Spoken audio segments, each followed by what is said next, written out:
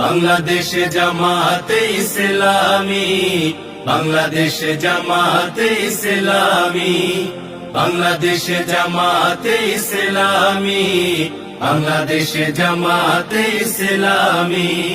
গড়বে গড়বে আল্লাহর হুকুমত, গড়বে গড়বে খেলাফতে রাশেদা, জনগণ নন্দিত আগামী, কোরআনের কাঙ্ক্ষিত আগামী, জনগণ নন্দিত আগামী, কোরআনের কাঙ্ক্ষিত আগামী।